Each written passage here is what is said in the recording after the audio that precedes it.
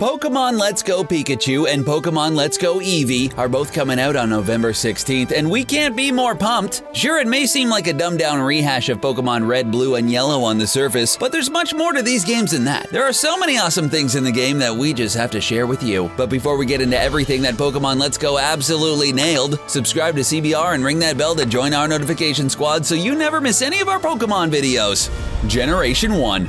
In Pokemon Let's Go, we're going back to Kanto, where it all began. This is hands down our favorite generation, and in our opinion, the best generation because it's the one that started it all. Kanto is where we got to choose our first starter. It's where we caught our first Pikachu. It set the stage for everything that was to come in Pokemon franchise, and for that, we're thankful to go back. It's like a vacation back to a place you love. Of course, you could go somewhere new, but we know we're going to get in Kanto, and we're happy with it. Pokemon Box.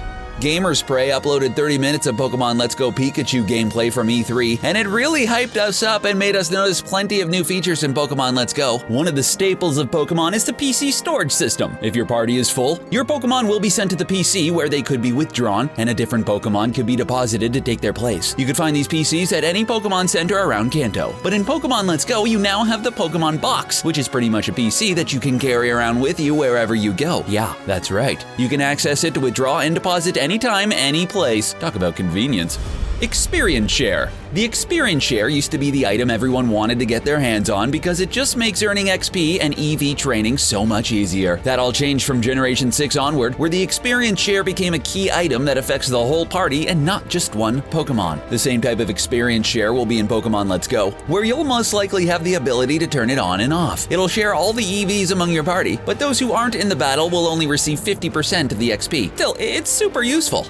Pokeballs. Pokeballs could usually only be bought at Pokemarts, found lying around the world or given to you by NPCs you encounter around Kanto, but not in Pokemon Let's Go. In this game, you not only earn money from beating trainers, you also earn Pokeballs, which really brings home the whole gotta catch 'em all motto from the franchise. Now you won't have to worry about having enough Pokeballs, since you'll always have plenty, and it may actually make you catch Pokemon just for the sake of collecting them. It'll even make it easier for casual Pokemon Go players to walk in and play Pokemon Let's Go. Large Pokemon. One thing that was weird about Pokemon Heart Gold and Soul Silver was that when a Pokemon would follow you in the game, they wouldn't be modeled to scale. They would always fit within certain parameters, even if they were giant legendary Pokemon, which was really weird and not very immersive. But all that changes in Pokemon Let's Go. As you can see, when you have a large Pokemon like Onix following you, they don't just stay behind you and follow you around. You actually ride on them, which is awesome because it shows us that the Pokemon models will be true to scale. Tail Wag. In Pokemon Let's Go Pikachu, Pikachu rests on your back, while in Pokemon Let's Go Eevee, Eevee rests on your head. We feel like having a Pokemon on your head at all times would be really annoying, so we're leaning towards the Pikachu version. Anyway, these Pokemon aren't clinging onto you for show, they actually serve a purpose. The Pokemon on your back, whether it's Pikachu or Eevee, will start wagging its tail up and down to indicate an item is nearby. The faster the wag, the closer the item is. That's super neat.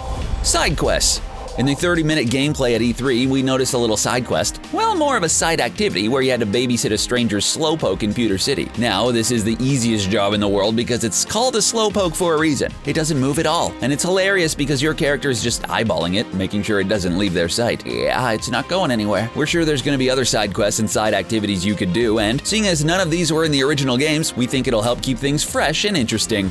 Gyms. The gyms were always a bit underwhelming in Pokemon. You'd think there'd be a huge event bringing in everyone in the local town when a gym leader gets challenged, but instead, it's just a fight with no spectators and you either earn a badge or you don't. Simple as that. But in Pokemon Let's Go, they're completely revamped. The gyms look amazing and they're actual spectators who are watching you take on the gym leader. It's so much added pressure, but it really makes things more immersive because you actually have people witnessing the battle and seeing it unfold.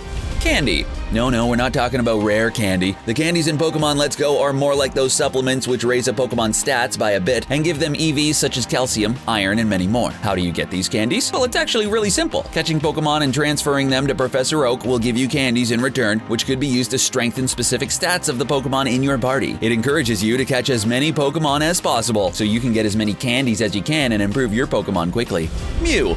Arguably the cutest Pokemon in Generation 1 is Mew, and guess what? You could actually get one one in Pokemon Let's Go, but it'll cost you some real-life money. A-cha-ching! There's gonna be a Mew with every purchase of the Pokeball Plus that you can transfer into the game. This peripheral won't break the bank, but it won't be cheap either. It'll cost you $50 to get it alone and $100 in a bundle with one of the games, meaning you save a whopping $10. Well, considering it comes with Mew, it's totally worth it. If you play Pokemon Go, the Pokeball Plus is also compatible with the game, so that's another plus. Those were just some of the things Pokemon Let's Go got right. Are you looking forward to Pokemon Let's Go? Will you get the Pikachu version or the Eevee version? Let us know in the comment section below, and don't forget to subscribe to CBR for more Pokemon videos like this one. Thanks for watching.